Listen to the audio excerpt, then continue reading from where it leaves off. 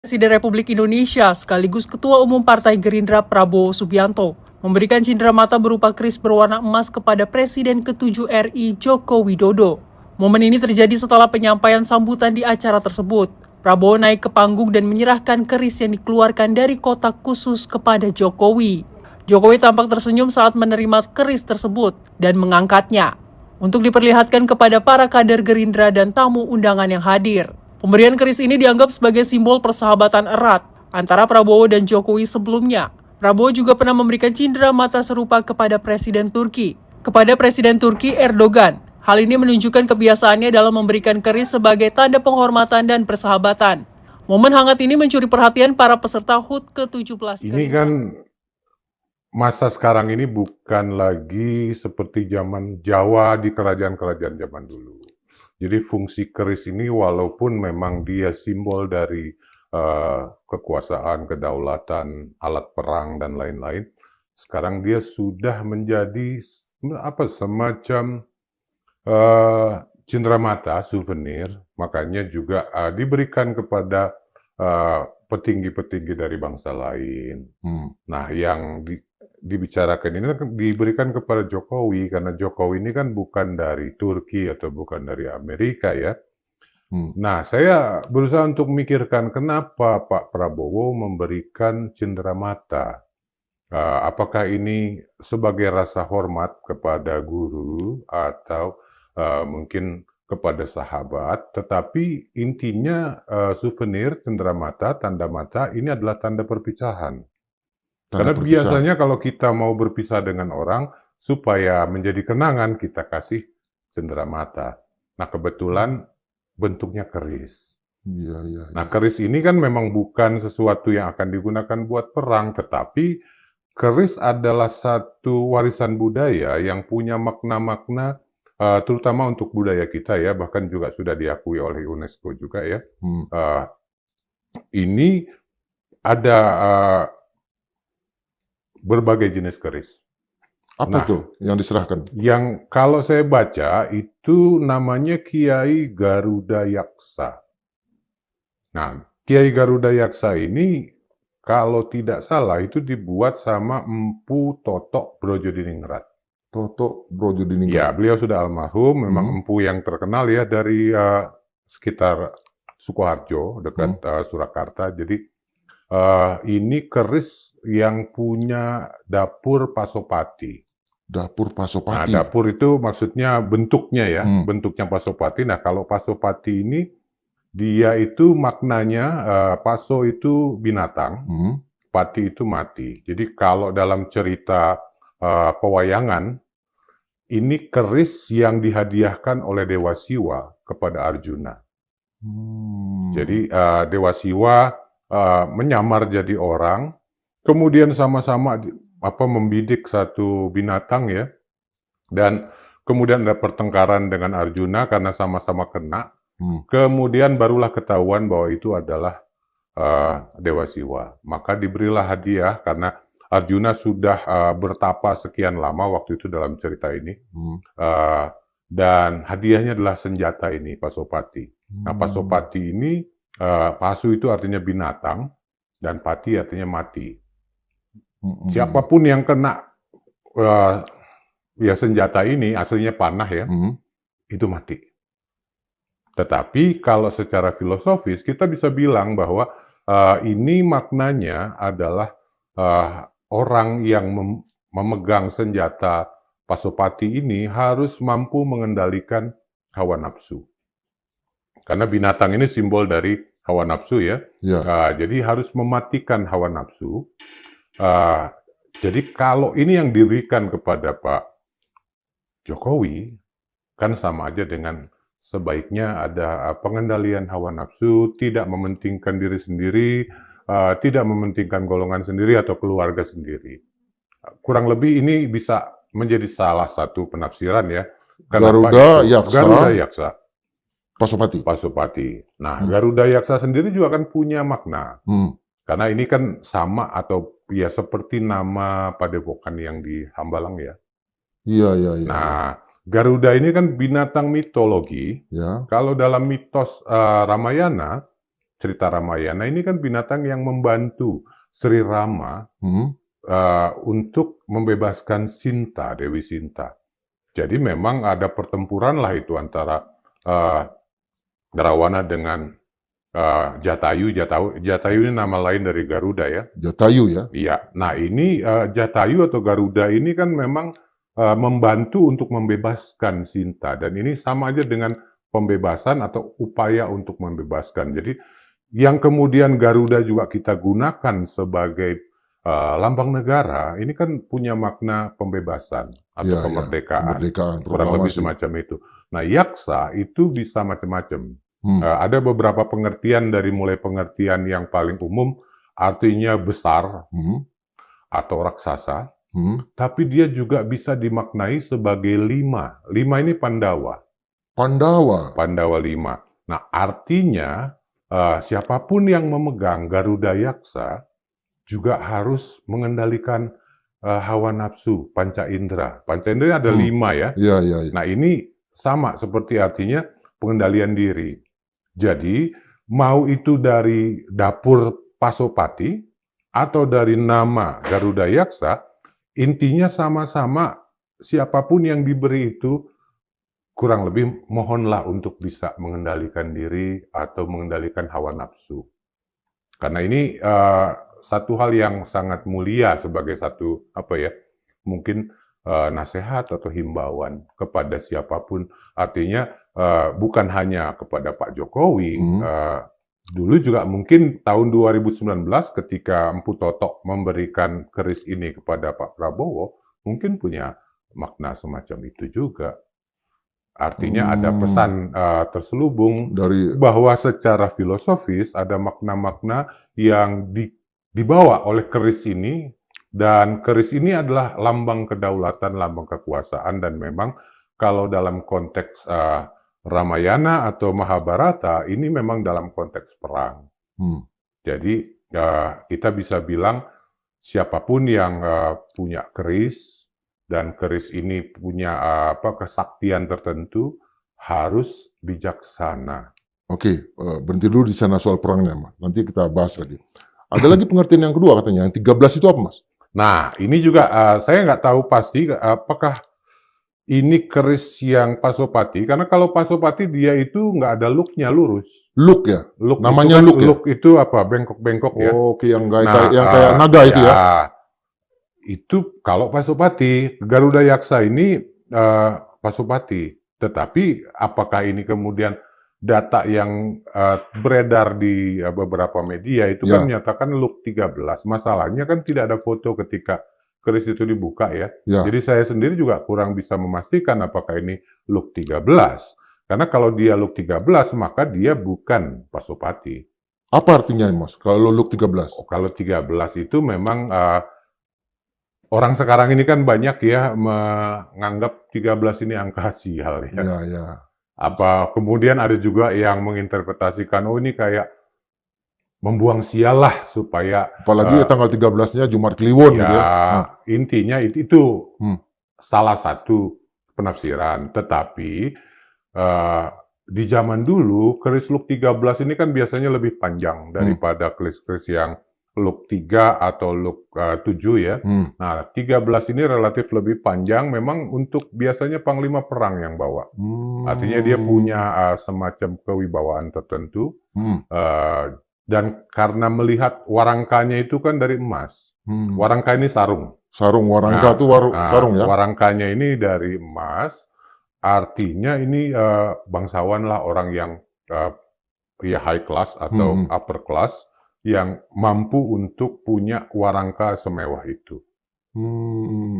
Jadi itu saya sih nggak tahu apakah yang diberikan itu benar Kiai Garuda Yaksa yang buatannya Empu Totok, atau ini keris lain cuma salah diartikan sebagai Garuda Kiai Yaksa. Garuda Yaksa. Nah, itu yang mana yang tahu? Saya nggak tahu karena saya nggak lihat ketika keris itu dibuka. Kalau kita lihat dari sejarah atau mitologi Inggris, kan juga ada pedang kan? Ada Excalibur. Excalibur. Iya. kemudian juga pedang Ali, Ada, ya. pedang Ali yang Pedang dua, Zulfikar. pedang Zulfikar. Dan artinya apalagi kalau kita lihat dari Turki Utsmani dan segala macam, itu pedang itu begitu banyak, bangsa Viking pedang itu begitu banyak segala macam. Artinya yang kita mau gali di sini, apakah Pak Prabowo menyatakan bahwa dengan menyerahkan pedang ini kepada keris ini kepada Pak Joko Widodo, dia tidak lagi sedang berperang, tetapi yang sedang berperang itu adalah Pak Joko Widodo sendiri. Ya, itu bisa ditafsirkan begitu ya. Tetapi kan kalau kita lihat peradaban manusia, salah satu yang dominan adalah perang. Artinya ada dari zaman ke zaman, dari masa ke masa, entah itu alasannya kekuasaan, alasannya politik, ekonomi, alasan macam-macam lah.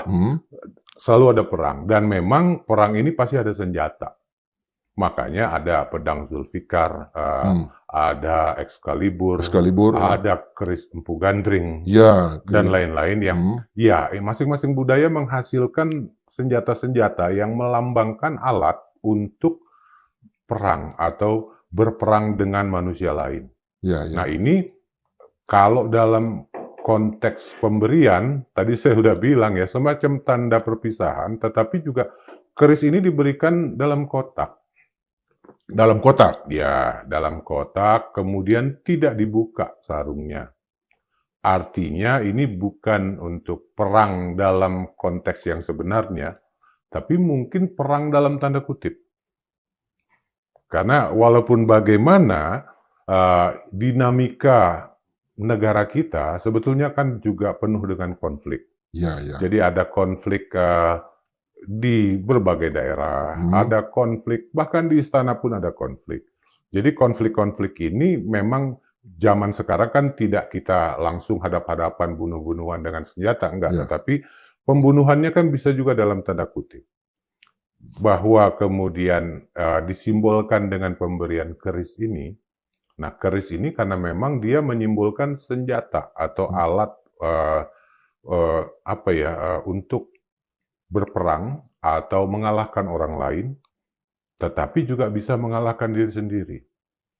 Kalau dalam tradisi Akademi Militer, Akabri, itu kan ada pedang Adi Makayasa, artinya kepada taruna terbaik, calon perwira terbaik ya. Kalau Mas lihat dari sisi keris, yang pernah ada dalam budaya atau peradaban di tanah Jawa ini, mana sih keris-keris yang terkenal selain Garuda Yaksa tadi? Tadi udah saya sebut ya, keris Empu Gandring. Keris Empu Gandring ini kan memang sangat terkenal karena dia membunuh beberapa raja. Mulai dari Ken Arok memesan keris ini kepada Empu Gandring. Kan keris-keris ini dibuat dalam waktu yang tidak singkat. Artinya dia tidak hanya bentuk fisiknya yang dipentingkan, tetapi juga ada isinya. Nah, isi ini adalah apa yang kemudian membuat keris ini dianggap sakti atau punya manfaat selain sebagai senjata fisik. Nah, Empu Gandring minta waktu 1 tahun. Tetapi Ken Arok nggak sabar. 12 purnama ya? Ya, nggak sabar. Dia masih 5 bulan kalau nggak salah. Ini menurut Babat ya. Para raton ya, tanah Jawa. Nah, ini 5 bulan dia datang.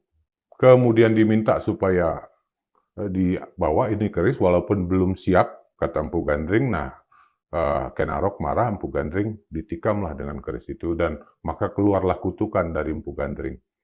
Nah, kemudian bahwa 7 turunan Ken Arok akan dibunuh oleh keris. Entah berapa orang kita nggak tahu ya. Tapi intinya mungkin 7 keris ini akan membunuh Ken Arok berikut keturunan-keturunannya. Dan memang kalau kita lihat data sejarah berikutnya, setelah membunuh Tunggul Ametung, Ken Arok ini kan punya strategi supaya dia tidak disalahkan. Dia pinjamkan itu kerisnya kepada Kebo Ijo. Nah, tokoh Kebo Ijo ini yang kemudian disalahkan sebagai pembunuh Tunggul Ametung. Dan Kebo Ijo juga dibunuh. Jadi membunuh Tunggul Ametung, membunuh Kebo Ijo, membunuh Ken Arok, karena kemudian anaknya Pung Gandring dulu yang dibunuh, Pung Pung Gandring, Gandring, Kebo Ijo, Tunggul Tunggul Ametung, Kebo Ijo, Kebo Ijo, Ken Arok. Ken Arok. Karena Ken Arok ini kan kemudian anaknya Ken Dedes dengan Tunggul Ametung namanya Anusapati. Ini tahu bahwa bapak kandungnya itu dibunuh Ken Arok. Jadi Ken Arok dibunuh. Oke. Nah, Ken Arok punya anak juga dari Ken Dedes yang namanya Toh Jaya. Toh Jaya. Nah, Toh Jaya nggak terima, dibunuh juga Anusapati. Dan seterusnya. Tapi yang jelas, ini kan kemudian jadi konflik di kerajaan Singosari, bahwa kemudian ada bunuh-membunuh yang beberapa keturunan dengan menggunakan keris Empu Gandring. Jadi kutukan ini diakibatkan oleh ketidaksabaran Ken Arok. Karena kalau dia mau sabar nunggu 1 tahun, mungkin Empu Gandring juga tidak akan harus dibunuh dan keluar kutukannya. Nah, di Indonesia kan banyak keris-keris lain. Ada keris yang Empu Gandring ya. Kerisnya Sunan Kalijaga itu namanya Kiai Carubuk. Kiai Carubuk, apa itu Mas? Itu ya jenis keris juga, artinya memang punya tuah yang sangat luar biasa, yang sakti. Ada juga keris Setan Kober. Setan Kober. Nah, ini juga salah satu sunan juga yang punya, saya lupa ya. Tapi yang jelas ini juga punya pengaruh yang luar biasa. Bahkan dengan cuma dihunus saja orang udah takut semua. Kober ya? Setan Kober ini kan karena keris itu dibuat bukan hanya Kober itu kuburan kan Mas? Kober kuburan. Ya, tempat kos saya dulu di Gang ya, Kober. Sama di kuburan manapun kalau daerah Jakarta dan sekitarnya disebut Kober. Oh, tapi ya, di Jawa juga dulu disebut Kober. Oke, artinya ini setan-setannya dimasukkan ke dalam keris itu, dan itu yang bikin perbawa dari kerisnya itu menakutkan. Jadi nggak harus ditikam, dengan hanya dikeluarkan aja orang udah lari semua. Oke. Nah, ini keris punya semacam daya pengaruh atau kesaktian semacam itu bagi orang Jawa terutama ya. Tapi setahu saya juga suku-suku lain juga punya keris. Nah, buat orang Jawa keris ini bukan hanya fisiknya yang penting. Satu lagi nih Mas, keris Pangeran Diponegoro Nogo Siluman yang sempat membuat konflik antara Jokowi dengan Anies Baswedan itu menjadi berkepanjangan. Ya, ini sampai kan ke politik. Apa ya? Karena mestinya yang menyambut kursi itu ketika dikembalikan oleh Belanda ke Indonesia adalah Presiden Joko Widodo. Tapi Pak Jokowi lagi tidak ada, sebagai gubernur DKI waktu itu Anies Baswedan yang mengambil itu, dan itu katanya memunculkan konflik. Ya, apa itu keris? Ini kan sebetulnya bagaimana perasaan orang terhadap satu benda atau keris. Karena keris ini kan buat orang Jawa, Pak Jokowi kan orang Jawa juga ya.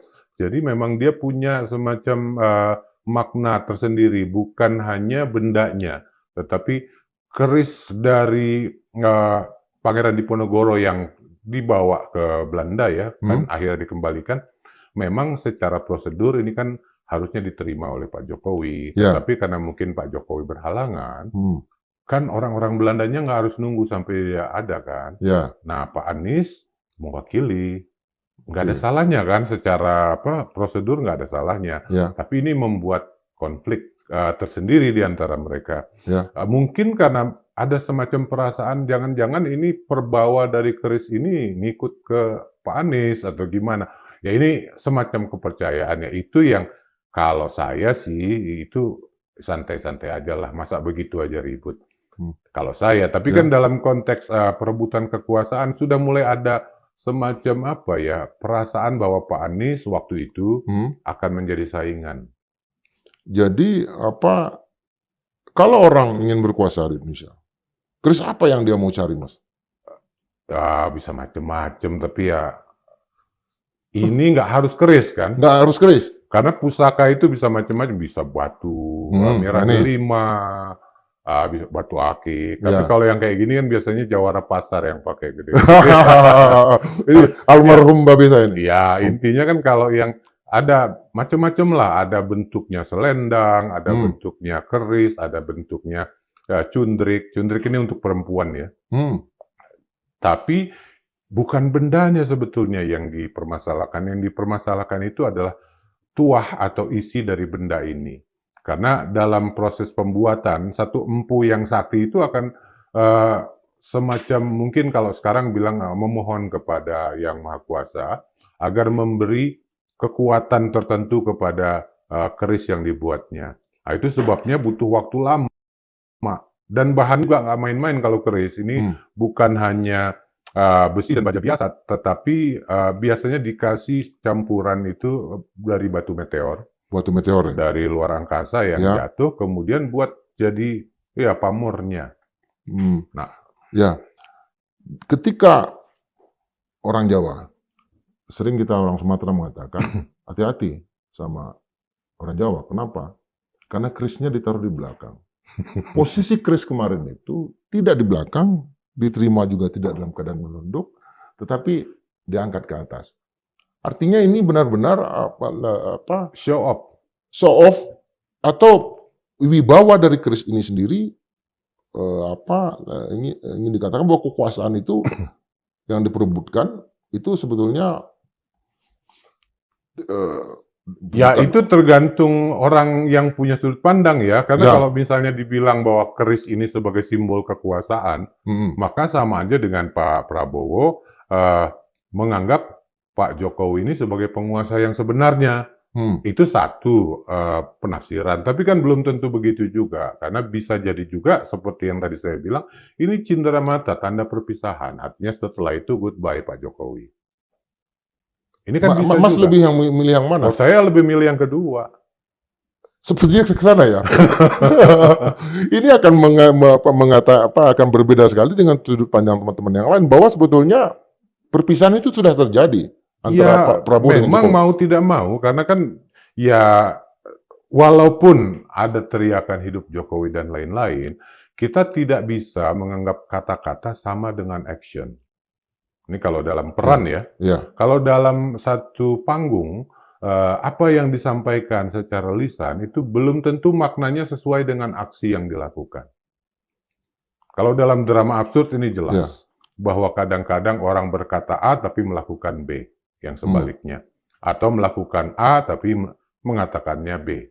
Nah ini bisa dibilang juga bukan berarti Pak Prabowo menyerahkan tanda bahwa yang berkuasa sebenarnya Jokowi. Saya nggak setuju itu. Menurut saya lebih tepat kalau dibilang ini sebagai ya saling menghormati atau penghormatan, tetapi juga tanda perpisahan.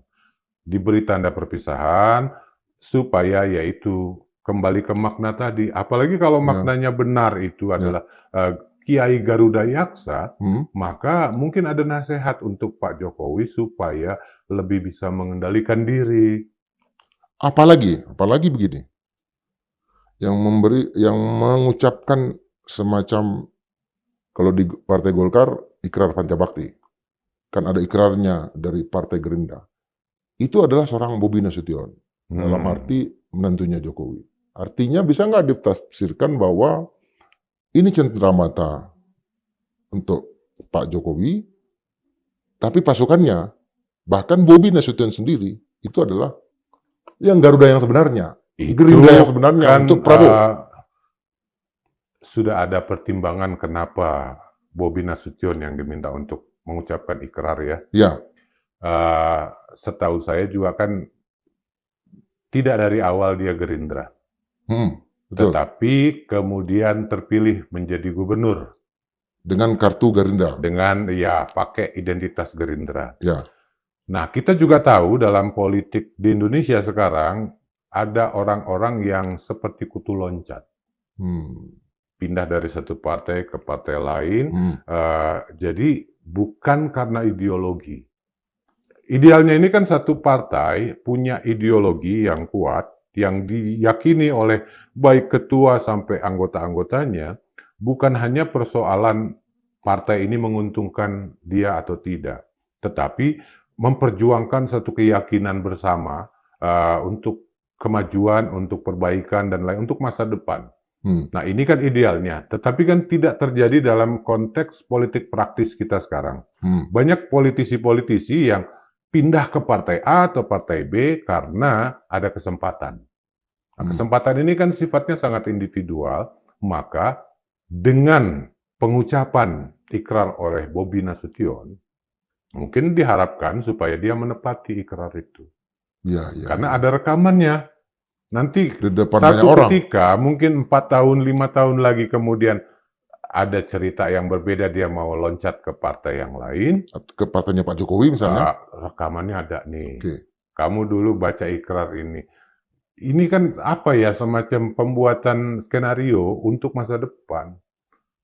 Jadi memang sudah disengaja bahwa dipilih yang baca supaya saya sutradara. Jadi kalau saya memilih orang juga otomatis dengan pertimbangan-pertimbangan supaya orang yang tepat di tempat yang tepat atau di peran yang tepat. Jadi pemilihan Bobi Nasution untuk membacakan ikrar Gerindra ini bukan asal tunjuk aja, sudah dipikirkan. Tadi saya sudah sampaikan latar belakangnya.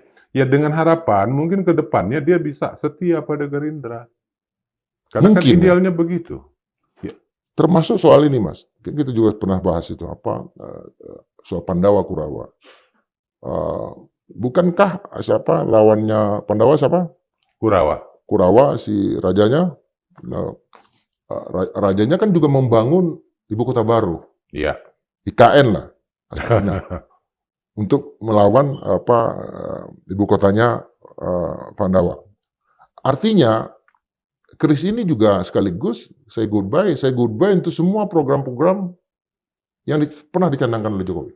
Ya, bisa juga berikut program-programnya. Yang say goodbye. Say goodbye. Karena ini kan kita tahu sekarang banyak masalah-masalah yang harus diwarisi oleh pemerintahan sekarang ini gara-gara apa yang sudah dilakukan dalam 10 tahun sebelumnya. Termasuk IKN, termasuk beberapa PSN-PSN yang tersebar di beberapa tempat di Indonesia, dan yang paling viral sekarang ini kan yang di Banten. Ya, oke. Jadi di Banten ini kan ada, ya kita bilang konflik yang sedang menunggu waktu untuk meletus. Kenapa? Karena perampasan tanah ini sangat sensitif. Kita lihat sejarah Indonesia. Kenapa Pangeran Diponegoro kemudian memberontak atau memerangi Belanda? Karena Anyar Panarukan. Bukan. Ya, itu kan jalan. Tetapi jalan ini kemudian mematok Tegalrejo. Nah, Tegalrejo ini kan tanahnya, wilayahnya Pangeran Diponegoro. Dan tidak ada perundingan, mereka main patok-patok. Ini membuat Pangeran Diponegoro, yang namanya pangeran ya, merasa disepelekan. Kedaulatannya tersinggung. Maka Perang Jawa pun pecah 5 tahun. Nah ini membuat VOC waktu itu sampai bangkrut. Ya. Artinya jangan anggap konflik agraria ini bisa sepele. Bisa mungkin dipikirnya bisalah nanti hanya lurah kohot aja nanti atau kades kohot yang disalahkan. Jangan anggap sepele. Hati-hati.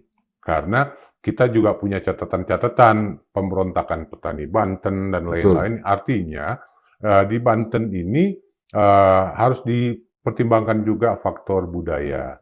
Bahwa ada istana Surosoan yang rata dengan tanah. Ya. Kalau kita ke Banten lama ya. Ya, betul. Mereka rela istananya itu rata dengan tanah daripada dijajah. Itu semangat kemerdekaan yang sudah dimiliki oleh kerajaan Banten. Dan semangat ini sekarang mulai berkobar lagi. Ya. Jadi daripada misalnya orang-orang atau oknum-oknum lah kita sebut yang ada di... Dulu kita harus ingatkan juga nih Mas, pertarungan di antara para pangeran di Banten. Haji sama Ageng Tirtayasa. Artinya ada dua pangeran yang satu ke oligarki, satu ke... Ya, yang kita sebut oligarko di zaman itu kan VOC ya. VOC ya. Nah ini memang sama seperti yang terjadi di Mataram Islam. Zaman Amangkurat I, kemudian Amangkurat II, dan seterusnya sampai kemudian pecah jadi 2, kemudian pecah lagi jadi 4. Nah ini kan satu kelemahan yang mungkin kita harus akui di kerajaan-kerajaan kita di zaman dulu, bahkan sampai sekarang, ketika ada orang atau elit seorang pangeran yang merasa kekuasaannya ini agak-agak tidak bisa diklaim, maka dia cari kerjasama dengan oligarki, dengan VOC. Tapi bantuan VOC ini kan artinya juga dia menyerahkan kedaulatan. Ya. Nah, ini yang tidak disadari, bahwa kemudian terjadi kehilangan kedaulatan satu kerajaan yang melemahkan wibawa kerajaan itu, ini akan terjadi dengan sendirinya. Nah, kalau dalam konteks sekarang, kerajaannya ini kan atau elitnya ini kan ada di pemerintah, baik itu di daerah atau di pusat. Jadi elit-elit ini kalau dia berpihak kepada oligarki, maka akan juga kehilangan kedaulatannya. Sama, memang dia dapat keuntungan misalnya kemewahan, bisa beli mobil seharga berapapun, bisa beli berbagai macam hadiah dari VOC zaman sekarang ya, oligarkinya. Ya. Tetapi ini kan sama dengan menggadaikan kehormatan dan kedaulatannya.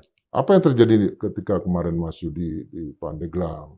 Kan banyak sekali tokoh-tokoh Banten, termasuk Banten lama, yang menghadap. Apa yang mereka katakan? Ya, ini ya salah satunya adalah bahwa mereka nggak akan bisa terima kalau hanya diselesaikan seolah-olah dengan pembatalan sertifikat.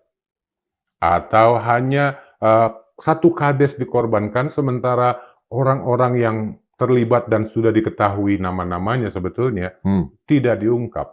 Atau perusahaan yang terlibat juga kemudian tetap dilindungi oleh penguasa-penguasa atau pangeran-pangeran zaman sekarang. Nah, pangeran-pangeran elit-elit sekarang ini kan sudah kemungkinannya menjadi kaki tangan seperti zaman dulu Belanda punya kaki tangan oligarki. Nah, orang-orang ini harus dibuka ke publik dan harus terima hukuman. Nah, sekarang mungkin ada konflik di dalam karena di ATR BPN misalnya, Nusron kan awalnya mengumumkan 50 dibatalkan. Baru kemarin kalau nggak salah dia kasih info lagi, 193 lagi dari pihak yang pegang sertifikat justru minta dibatalkan. Ini kan apa ya, semacam usaha untuk menghilang dulu nih dari keramaian supaya tidak dianggap sebagai yang membuat konflik. Tetapi ini kan nggak bisa diterima hanya dengan pembatalan sertifikat.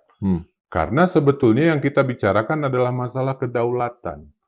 Ketika laut dipatok-patok dan kemudian nanti akan diklaim oleh satu perusahaan pengembang tertentu, ini adalah kedaulatan yang diambil. Sama seperti zaman Mataram dulu, Belanda kemudian kasih bantuan pasukan, kasih bantuan uang, kemudian mereka juga minta wilayah untuk bangun benteng dan lain-lain.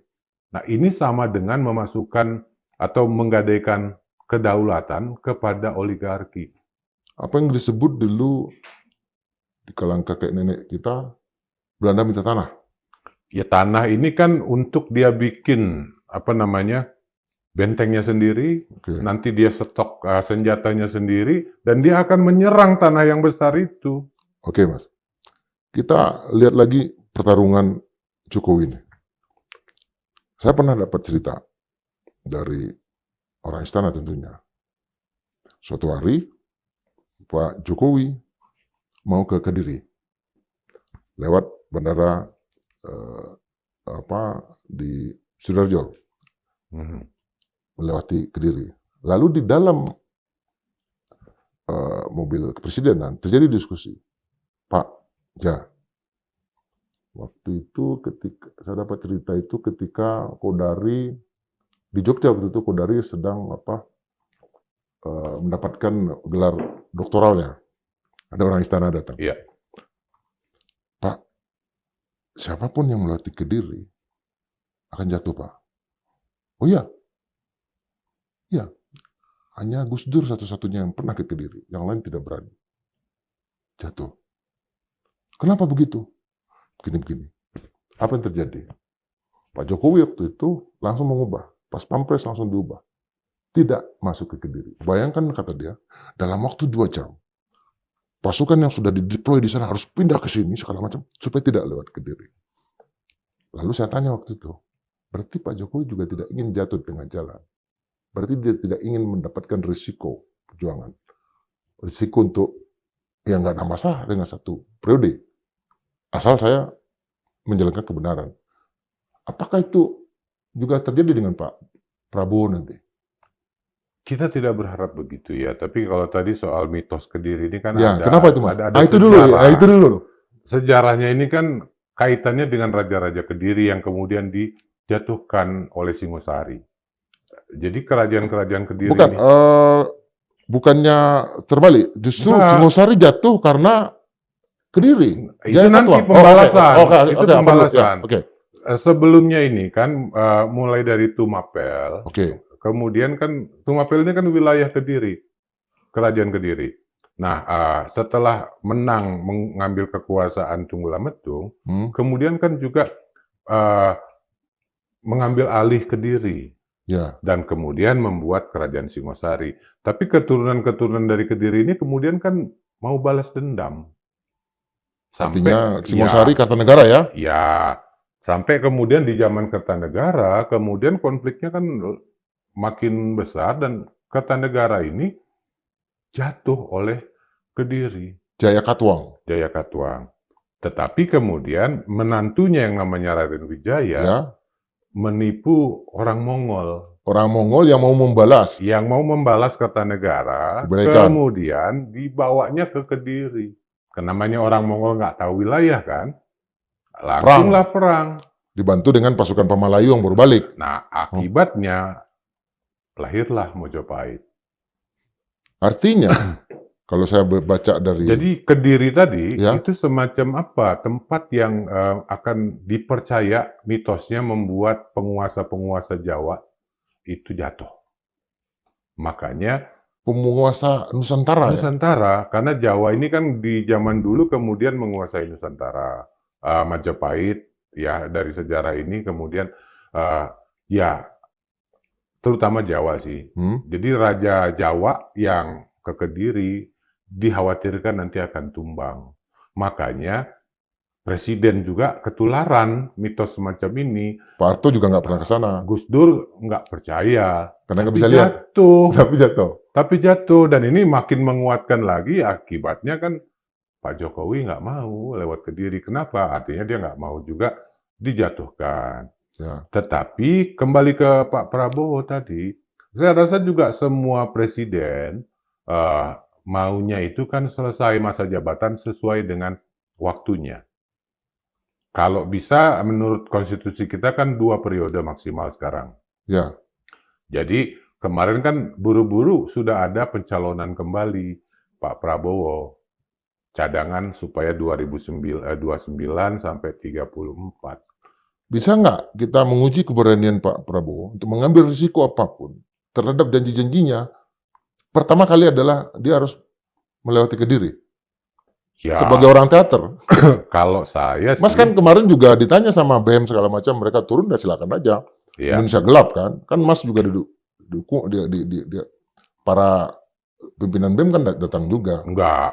Apa memberikan ini ya? Ya, artinya kan kalau BEM ini kan memang udah lama agak diem ya. Ya, Nah, tiba-tiba saya dengar nih mereka mau ada konsolidasi segala macam. ya. Ya, saya tanya, ya kalian pikirin aja isunya dulu. Baru kemudian, nah yang hari Senin kemarin nih, baru pemanasan. Baru pemanasan. Baru pemanasan. Nanti akan menyusul yang katanya ya. Karena saya nggak terlibat langsung, saya cuma terima berita-berita aja dari mereka. Tapi pada saatnya kan kampus juga bisa bersatu kan? Seperti dulu kita Akan bersatu ketika... Artinya elemen mahasiswa, elemen karyawan, elemen dosen, elemen alumni, lewat KBUI dulu kan, keluarga besar UI. Akan terjadi semacam itu, karena pada intinya kan manusia itu sama-sama aja. Ya. Ketika ada sesuatu yang terkoyak, janji yang tidak ditepati berkali-kali, atau ada masa depan yang tiba-tiba dianggap suram atau gelap, ini kan orang akan berupaya berjuang. Nah, semangat juang ini ada pada manusia secara universal. Jadi wajar kalau kemudian bersatulah mereka. Karena kalau hanya sendiri-sendiri nggak akan dianggap ya. Tapi coba kalau BEM seluruh Indonesia turun ke Jakarta, ke istana, kepung istana, duduk istana seminggu aja. Jatuh ya. jatuh. Nah, saya kan nggak mau juga itu terjadi. Kita juga nggak mau, karena nantinya pasti akan ada pertumpahan darah.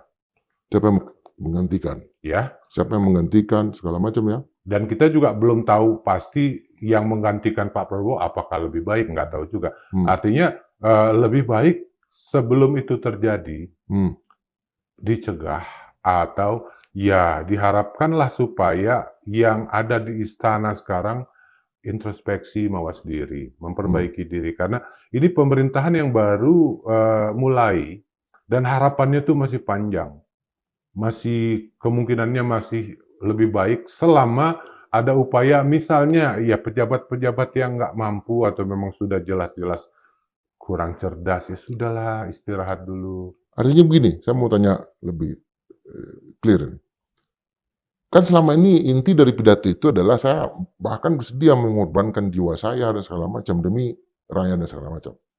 Tapi berani nggak untuk tujuan-tujuan menjalankan program dan segala macam tadi lewat ke diri dulu? Artinya mitosnya dulu yang dihancurkan. Saya nggak tahu ya. Karena musuh dari Madilog ini ada salah satunya mitologi. Mitos ini kadang-kadang sulit dihancurkan karena dia Ya. sudah mengendap di dalam sisi psikologis orang yang berkaitan dengan mitosnya.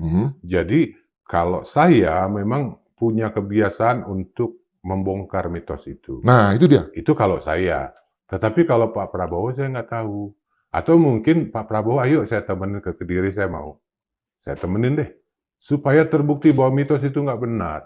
Selama, saya sih lebih percaya selama pemerintah atau presiden atau ya yang berkuasa itu menjalankan tugasnya dengan baik, kemudian memikirkan rakyatnya dan memang betul-betul rela, seperti kata Gus Dur kan, Ya. Pak Prabowo ini orang yang paling ikhlas ya. Ya. Ya, nah kalau betul-betul seperti itu, saya yakin dia akan lebih langgeng, akan lama, awet.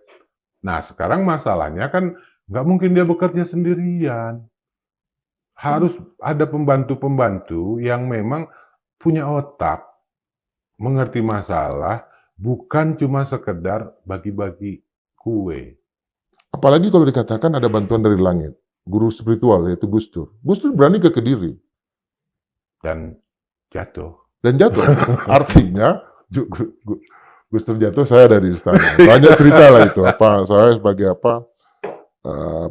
asisten dari tim asisten ekonominya Presiden Gus Dur ya. Waktu itu ada Bang Faisal segala macam, saya juga di sana. Tapi banyak cerita. Tapi yang jelas Pak Gus Dur adalah presiden yang bikin sekalipun nggak bisa melihat, bikin istana bercahaya. Tapi maksud saya tadi adalah semua mitologi ini kan mestinya kita hancurkan dulu, Mas. Nggak bisa, itu akan diganti dengan mitos baru.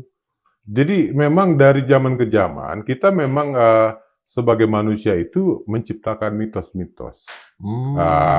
Secara pemikiran, ini mitos-mitos ini kan juga dibutuhkan sebetulnya. Ya. Sama aja dengan misalnya mitos tentang Ratu Pantai Selatan, Nyi Roro Kidul.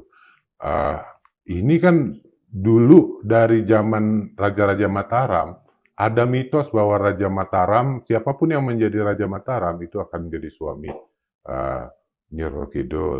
Tapi ini kan tidak secara harafiah suami istri. Tarian Bedoyo Ketawang ya? Nah, itu. Kan konon ini ada kehadiran nanti dari Nyi Roro Kidul.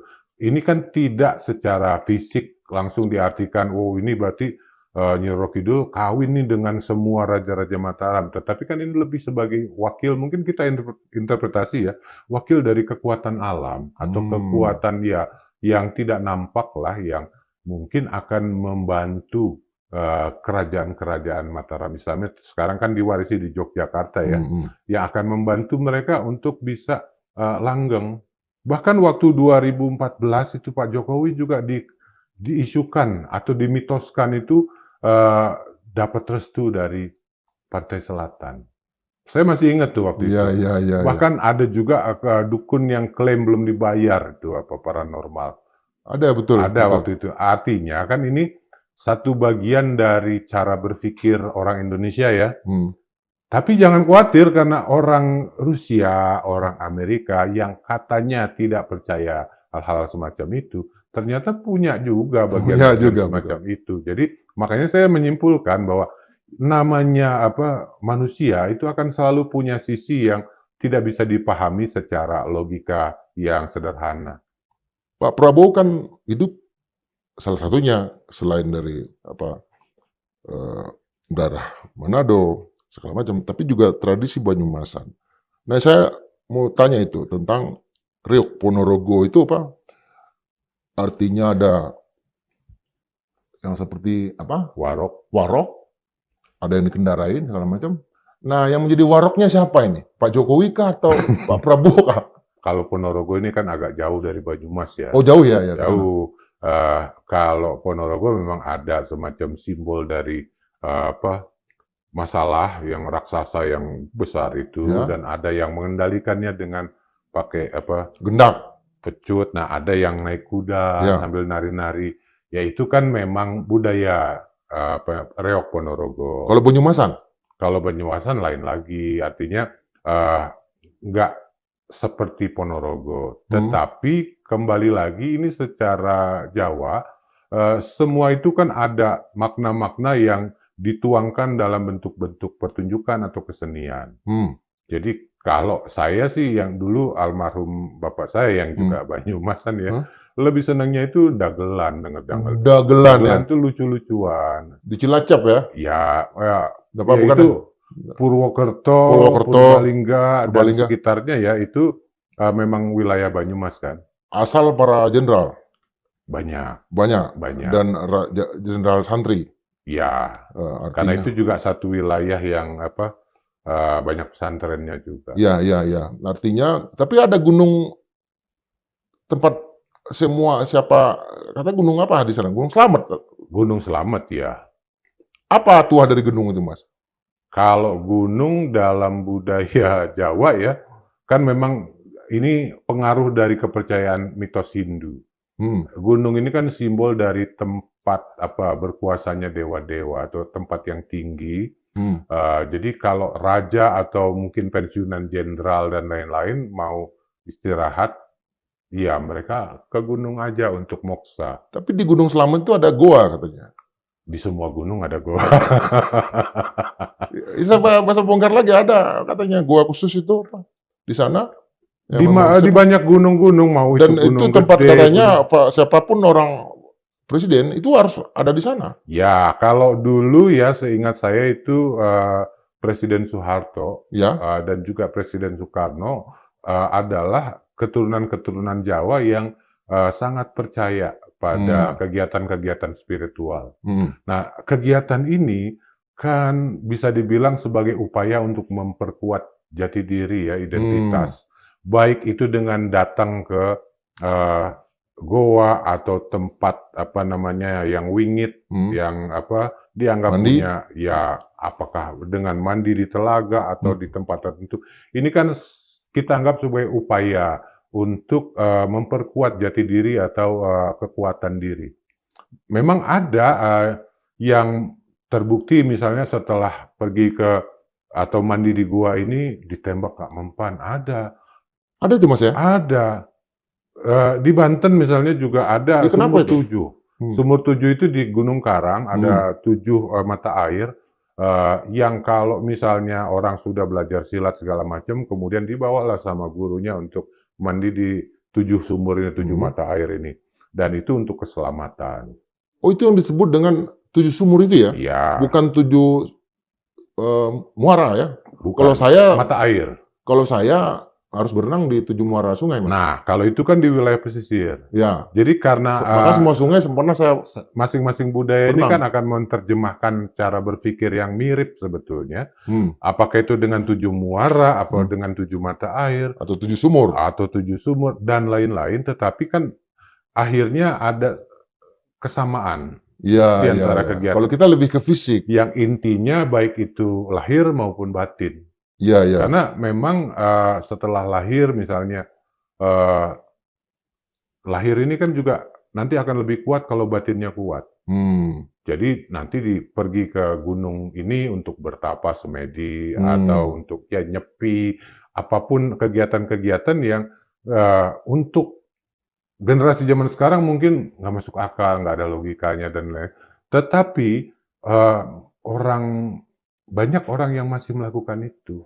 Yang paling sederhana adalah nyekar ke makam keramat atau makam wali. Ya, ya. Itu Ini kan tradisi ya. dilakukan banyak orang Jawa sekarang Ya. ya, walaupun beragama Islam, tetapi ya perlu nyekar ke Sunan Kalijogo, nyekar ke Sunan Bonang dan lain-lain. Dan itu untuk satu kegiatan yang turisme atau pariwisata itu mendatangkan banyak uang juga. Ya, ya. Tetapi bagi orang yang melakukan ini kan nilainya spiritual. Sama dengan yang terjadi di India ya, yang kemarin sampai memunculkan malapetaka.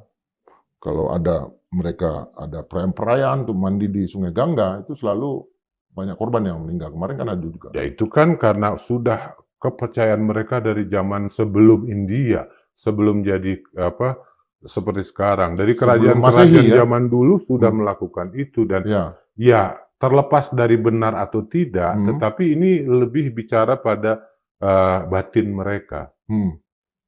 Bahwa nanti benar ada yang kemudian setelah mandi dari sana, hokinya jadi bagus atau rezekinya jadi lebih besar.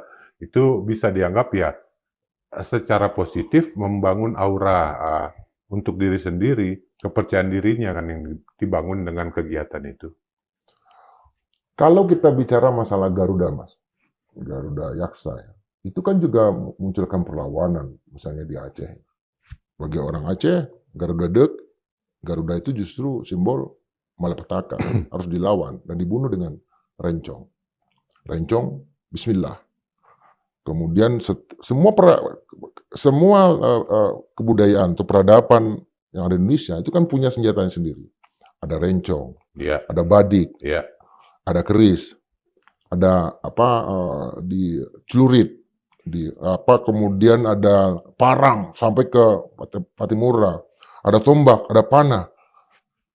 Kalau saya menerjemahkan, Mas, dari dulu, teknologi perang kita, teknologi kesatria, satu lawan satu, membunuhnya tidak memunculkan pembunuhan massal.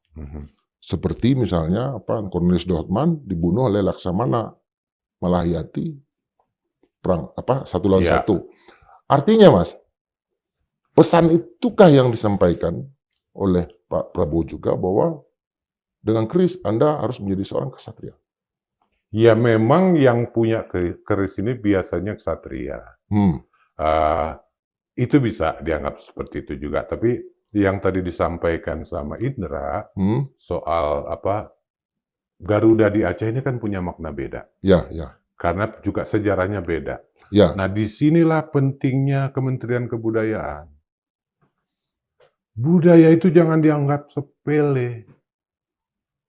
Justru pemahaman kita tentang sesuatu di satu daerah belum tentu sama dengan di daerah lain, karena negara kita ini kan multikultur.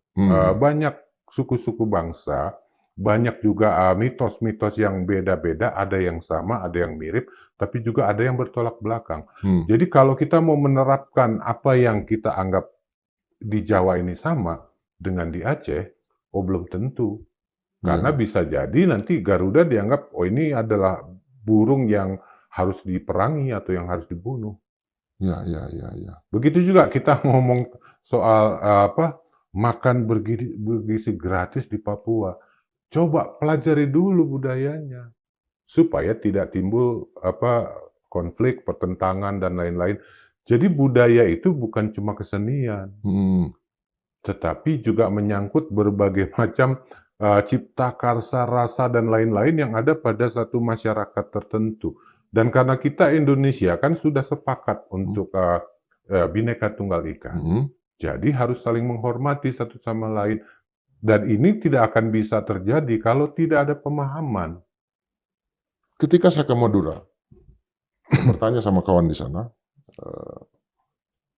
Masud Abadi, dosen di sana, dia katakan bahwa di daerah Madura bagian utara, kalau orang-orang di sana nggak membawa celurit, itu justru dianggap simbol bukan gagah-gagahan. Celurit itu adalah satu hal yang melekat. pelengkap laki-laki Madura itu celurit. Jadi bawa celurit, eh, walaupun itu kemudian dianggap bertentangan dengan apa namanya undang-undang darurat ya karena Ya. senjata tajam. Ini satu warisan budaya Madura. Sama dengan di Banten ya. Dulu ada teman saya kuliah itu bawa golok. Iya, saya ingat. Artinya memang dia itu terbiasa di masyarakatnya, di budayanya memang kalau nggak bawa golok tuh kayak nggak pakai celana. Jadi nggak lengkap. Nah ini kan jadi persoalan nih. Untuk ada pemahaman yang lebih lebih rileks dari warisan budaya semacam ini kan butuh puluhan tahun. Sekarang mungkin kondisinya di Madura maupun di Banten sudah ada toleransi ya untuk tidak terlalu membawa senjata dan lain-lain, terutama kalau ke kota. Tapi kalau ke desa-desa, ya masih mereka kemana-mana tuh bawa golok. Ya memang itu identitas, bagian identitas. Kecuali kalau misalnya ada larangan masuk ke kota ya janganlah, karena itu nanti akan berurusan dengan polisi. Tapi polisi kalau di daerah-daerah mana berani? Ya, kayak di Bali kan pecalang. Artinya di Sumatera ada hulu balang, ada segala macam. Mereka bisa untuk keamanan, tapi juga untuk pertahanan, untuk perang. Ketika Deddy Corbuzier menjadi staf khusus, saya nggak tahu. Dia letnan kolonel, katanya letkol tituler, giveaway. Nah, artinya begini, kita mulai melihat sekarang program yang terlalu sentralistik ini itu mengabaikan hal-hal yang seperti ini, Mas. Nah, itulah makanya saya mau menekankan ini loh, kebudayaan harus bekerja. Karena ini masalah budaya ini bisa jadi sumber konflik. Atau sebaliknya. Atau bisa jadi untuk memecahkan konflik atau mencegah konflik. Kalau saya lebih memilih menggunakan budaya sebagai cara untuk menghindari konflik atau mencegah konflik. Tapi kalau itu budaya ini disepelekan, dianggap yang penting ada tari-tarian atau ada pejabat datang suruh nari, itu dianggap budaya, cara berpikir yang sempit itu, ya sudah, ini perang Baratayuda mungkin akan digelar. Jangan sampai ya. Tapi perang itu terjadi, Mas. Masih terjadi ya? Ya sekarang ini kan masih secara tersembunyi. Nantinya kan akan terbuka. Sekarang begini, kalau konflik agraria di Banten ini tidak diselesaikan dan dianggap memuaskan semua pihak, apa orang-orang pendekar-pendekar Banten yang sekarang sudah dimobilisasi itu tidak akan turun ke Tangerang atau bahkan ke PIK 2, akan ratusan ribu orang datang ke sana, apa tidak hancur itu PIK 2? Kita mau perang Baratayuda kayak gitu. Dan kalau itu sudah terjadi di Banten, ini kan akan menular ke daerah-daerah lain. Hancurlah kita. Jadi, please, saya sih menghimbau nih kepada siapapun ya yang punya kekuasaan sekarang, tolong pikirkan kita butuh negarawan. Maksud saya gini, ada tokoh-tokoh yang mungkin berbeda pendapat. Ini Madilog nih ya, Tan Malaka. Kita tahu Tan Malaka ini kan tidak sependapat dengan Soekarno. Tetapi mereka saling menghormati. Betul. Ada juga pertemanan juga. Ya walaupun akhirnya satu harus menjadi korban, tetapi saya masih bisa melihat Tan Malaka ini sebagai negarawan. Soekarno juga negarawan. Nah sekarang ini saya melihat banyak tokoh-tokoh politik yang hanya mencari kesempatan untuk dapat kue. Dan kita butuh negarawan. Apalagi misalnya saya terus terang ya, saya berharap Pak Prabowo bisa membawa Indonesia ini ke depannya, mengatasi berbagai konflik yang sekarang berkembang. Mudah-mudahan beliau nanti akan bisa menyelesaikannya dan kembali ke jalan yang Indonesia supaya tidak bubar di tahun 2030 seperti yang dulu pernah diramalkan. Nah ini bisa dilakukan, tetapi kembali lagi kesadaran ini harus ada pada orang-orang yang ada di istana. Jadilah negarawan, jangan hanya mementingkan diri sendiri. Artinya, ketika Pak Prabowo mengatakan Muhaimin sudah kembali ke jalan yang benar, justru yang kita harapkan adalah Pak Prabowo-nya yang kembali ke jalan yang benar, yaitu Ya, jalan mungkin negarawan. dalam hati Muhaimin juga mengatakan begitu. Atau mencari kesempatan supaya nanti ke jalan dia. Ini masalahnya gini loh. Artinya yang maksud saya gini, pesan Mas Yudi adalah supaya Pak Prabowo-nya sendiri yang kembali ke jalan yang benar, yaitu jalan ke negarawan. Betul kan? Nah, kuncinya kan gampang. Hmm. Negarawan kita, para pendiri bangsa kita sudah menentukan itu di Undang-Undang Dasar 45. Oke. Baca pembukaannya aja deh. Hmm. Terutama alinea keempat. Hmm. Nah, tujuan negara kita apa? Apa masalah itu, Mas? Nah, justru itu. Kalau nanti mengacu ke situ, kemudian ada juga muatan Pancasila 1, 2, 3, 4, 5, itu akan menyelesaikan masalah. Artinya, kita bicara tentang Indonesia dan para pendiri bangsa kita, sebagai negarawan, mereka sudah menentukan sebagai nakoda ya, nanti jalurnya ke sana. Jadi, negara Indonesia yang merdeka, bersatu, berdaulat, adil, dan makmur. Itu kan tujuan bangsa, tujuan atau cita-cita luhur bangsa kita ya. Nah, kalau sekarang kita bicara adil nggak, makmur nggak, kedaulatannya digoyang-goyang nggak? Oke, Mas.